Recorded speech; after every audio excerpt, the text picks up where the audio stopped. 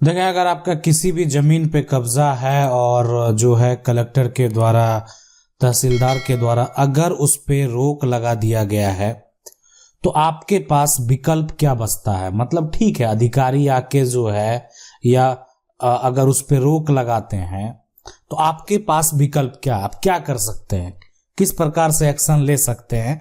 अगर आप अपने जगह पर सही है तब फिर आगे प्रक्रिया आप कर सकते हैं। देखें, अगर आपका मामला न्यायालय में जाता है, आप खुद जो है सिविल कोर्ट में इस मामले को लेकर जाते हैं, सिविल सूट फाइल करते हैं, अगर आपकी संपत्ति है और आपको अधिकार प्राप्त नहीं हो रहा है, तो वहां पर इसलिए कि अगर जो कलेक्टर के द्वारा जो भी आदेश दिया गया अगर आप उससे संतुष्ट नहीं है तो आप आगे प्रक्रिया कर सकते हैं। ये आपके पास विकल्प है। लेकिन अगर आपको लगता है कि यहां पर किसी प्रकार का कोई समस्या है, अगर आप कोर्ट जाएंगे सकते हैं, तो फिर आपको जो है प्रयास करना चाहिए कि ये मामला जो है आपस में किसी तरह से जो है वो सेटलमेंट हो जाए। अब अगर आपका मान लेते हैं किसी जमीन पे जो है किसी जमीन पर अगर कब्जा है, ठीक है, लेकिन उसका कोई कागजात नहीं है, अगर आप उसका अधिकार मांगने जाएंगे तो सीधी सी बात है, आप पहले ही किसी की संपत्ति को कब्जा किए हुए हैं और उसी संपत्ति में आप अगर हिस्सा मांगने का कार्य करेंगे तो कानून तो वो देखेगा कि ये संपत्ति आखिर किसका है। पहले तो उसका पता लगाया जाएगा कि ये संपत्ति किसके नाम से दर्ज है, कौन इस संपत्ति का मालिक है। तो समस्या जो है और बढ़ सकता है अगर इस प्रकार से पूरा प्रक्रिया किया गया तो। अब जैसे यहाँ सवाल है कि मेरा जो है दादा लाई कब्जा है और मैं अपने चाचा के से जो है बांट कर बनाना चाहता हूँ, मुझे बाबा लोग बनाने नहीं देते, जबकि वो अपने जो है दादा लाई जमीज है। कलेक्टर पटवारी ने जबरन रोक लगा रखी है।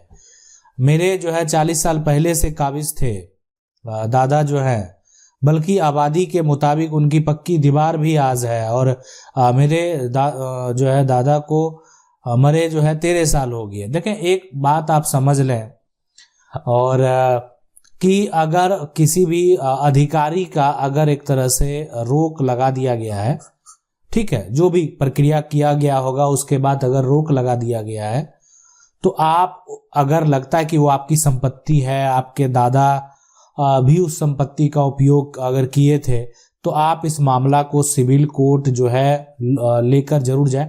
आप सिविल कोर्ट जाएंगे, वहां पता करेंगे, जो कि कोई अच्छे सिविल लॉयर होंगे, आप उनसे बात करेंगे और उसके बाद जो आपका मामला है वहां पर रखने का प्रयास करेंगे।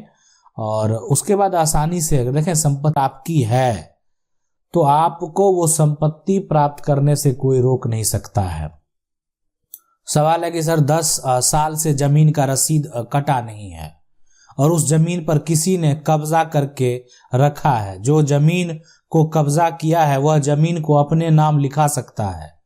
देखें, अगर यहां पर बात करें कि 10 साल जो है ना से अगर रसीद नहीं कटा है ना, लेकिन वो संपत्ति को जो है कब्जा कर लिया है, कब्जा करके रखा हुआ है, तो अभी आप देखें कि सबसे पहला प्रयास आपको ये करना चाहिए कि आप अपनी संपत्ति का अगर जो टैक्स है वो जमा करवा दें, रसीद कटवा लें अगर आपका नहीं कटा है तो।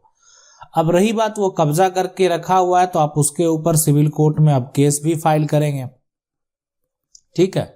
आप पहले चाहे तो उसके खिलाफ FIR वगैरह दर्ज करा सकते हैं। अब उसके बाद आप जो है सिविल कोर्ट में केस फाइल करेंगे कि आपकी संपत्ति जबरन कब्जा किए हुए, जबकि उस व्यक्ति के पास संपत्ति का किसी प्रकार का कोई कागजात नहीं है। कोर्ट से नोटिस जाएगा, उसको भी जवाब देना पड़ेगा कि संपत्ति पे वो व्यक्ति किस आधार पे कब्जा में है।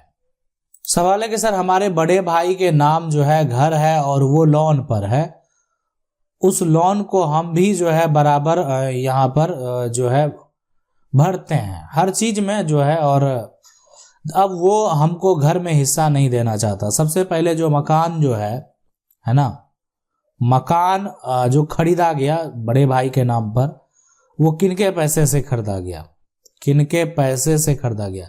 क्या कोई पैतृक संपत्ति को बेचकर खरीदा गया, या आपके बड़े भाई कमाई कर रहे थे, है ना, आप जो है EMI भर रहे हैं या उसका जो भी लोन भर रहे हैं, जैसे जो कर रहे हैं प्रक्रिया कर रहे हैं, आपके पास अगर उसका सबूत है है ना, सबूत है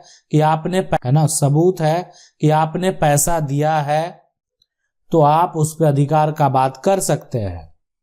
बड़े भाई हैं, बड़े भाई के संपत्ति में बिना बंटवारा का अगर बड़ा भाई संपत्ति अपने नाम पर खरीदता है, छोटा अधिकार की बात कर सकता है। या कोई भी रोजगार ही शुरू करे, बिजनेस शुरू करे, तो वो एक तरह से ज्वाइंट समझा जाता है कि आपने परिवार से, जब परिवार को आपने अलग नहीं किया, तो जो परिवार के सदस्य हैं तो वो पूरी संपत्ति के वो हिस्सेदार हैं।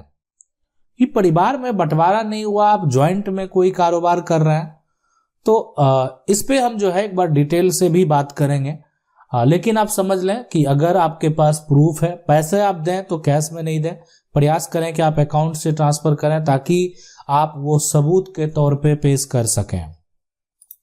सवाल है, यदि कोई पागल पुत्री जो है यहाँ पर पुत्र या पुत्री है, तो संपत्ति में हिस्सा दिया जाएगा किस स्थिति में? देखिए सीधी बात है, स्थिति हिस्से की अगर बात है ना, हिस्सा का जो बात है, तो उसका जो एक तरह से जब कानून में मामला जाएगा यहाँ पर अगर जाता है, तो अगर उनके पिता हैं, अगर कोई भाई है जो जिनकी मानसिक स्थिति सही है, तो वो देखभाल का कार्य करेंगे, और जो देखभाल करेंगे वो उनका शेयर होल्डर होंगे। बस ना वो संपत्ति को उनको बेचने का अधिकार मिलेगा, ना वो संपत्ति को जो है वो, अगर कोई मान लेते हैं मेंटल है, उनकी मानसिक स्थिति सही नहीं, तो वो कुछ बेच नहीं सकता। अब कोई पागल है तो वो क्या अपनी संपत्ति को बेचेगा, और बेचेगा भी तो उसका मान्यता नहीं होगा। तो लेकिन जो उसको देख रेख करेगा वो भी उस संपत्ति को नहीं बेचेगा, वो उस संपत्ति का उपयोग करेगा और उससे जो है देख रेख करेगा। हाँ, लेकिन अगर मामला जो है कानून में जाता है, तो अगर मान लेते ठीक है भविष्य में किसी कारणवश अगर बेचना भी पड़े उसको, तो उसको इजाजत लेना पड़ेगा उसको जो है। तो इसके लिए संपत्ति में अगर हिस्से की बात है, तो हिस्सा तो बिल्कुल, अगर वो पागल भी है तो वो उत्तराधिकारी है, और उसका भी हक है जब तक उसका जीवन काल है।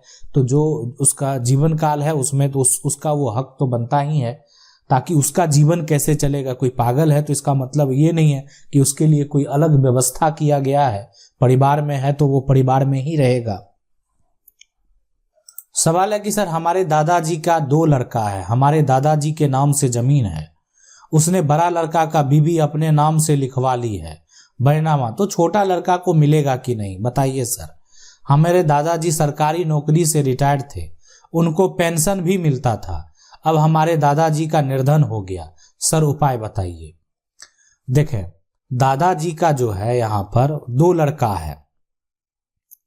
अब जो बड़ा है वो अपनी बीवी के नाम से जो है, वाइफ के नाम से जमीन बैनामा करा लिया, लिखवा लिया। तो छोटा लड़का बड़ा है ना, पेंशन मिलता, लेकिन दादाजी से लिखवा लिया तो उसका मान्यता नहीं है ना।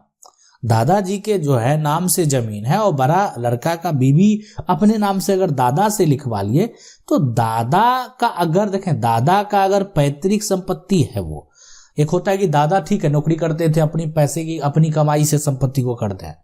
एक होता है कि दादा का पैतृक संपत्ति जो लिखवाया गया वो पैतृक संपत्ति, दादा को भी अपने पिता से वो संपत्ति प्राप्त है। तो उस केस में क्या होगा? उस केस में यही होगा कि उसका मान्यता जो होगा वो 0 हो जाएगा, 0 होगा, उसका किसी प्रकार का कोई मान्यता नहीं होने वाला, कानूनी रूप से उसका कोई मान्यता नहीं होगा। ठीक है। सवाल है कि सर हमारे दादाजी का जो जमीन का कुछ हिस्सा भी आज से 20 साल पहले बेचे थे, आज वो आदमी उस जमीन को बेच रहा है। अब हमारे पिताजी उससे जो खरीदने गए तो बोल रहा है कि तुम्हें नहीं बेचूंगा, जबकि पीछे का हिस्सा जो है हमारा है। बोल रहा है कि तुम्हें नहीं बेचूंगा, जबकि पीछे का हिस्सा जो है हमारा है। तो हम बोले कि तुम्हें जितना पैसा चाहिए जो देगा हम देने को तैयार है, क्या कोई कानून है कि वो आदमी हमें बेचे? देखें, अगर आपका वो आसपास अगर है संपत्ति, तो आपका एक अधिकार बनता है, राइट बनता है कि आप दावा पेश कर सकते हैं। लेकिन वो व्यक्ति भी है जो है वो अगर चाहे तो किसी और को संपत्ति जो है वो बेच सकता है, वो उसके लिए स्वतंत्र है। तो एक दबाव के कारण अगर मान लेते हैं वो देने को जो है तैयार हो सके। दूसरा जो है अधिकार, देखें ये होता है, एक अधिकार है, अगर हिंदू उत्तराधिकार अधिनियम की बात करें तो वहां पर एक अधिकार है कि अगर कोई व्यक्ति है अपने जो है, अगर यहाँ पर वो अपने परिवार, अपने भाई को जो है अगर बेच रहा है कोई प्रॉपर्टी, पहला अधिकार बनता है कि अपने भाई परिवार को बेचे। अगर वो लेने को इनकार नहीं है, जो आसपास के लोग हैं उनको जो है देना होगा, लेकिन खरीदा है तो अब उसका वो सेल्फ एक्वायर प्रॉपर्टी है, वो स्वतंत्र है, वो कुछ भी कर सकता है, उसको किसी को बेचने को जो है बेच सकता है। तो प्रयास करें, एक प्रयास आप जो है सही तरीके से करें, ताकि जो है वो आपकी बातों को समझे और आपको जो है दे दे। आशा करते हैं वीडियो अच्छा लगा होगा। वीडियो को लाइक जरूर कर दे। चैनल को पहली बार देख रहे हैं, सब्सक्राइब करके जो बेल आइकन है उसको जरूर दबा लें। मिलते हैं अगले वीडियो में, तब तक के लिए।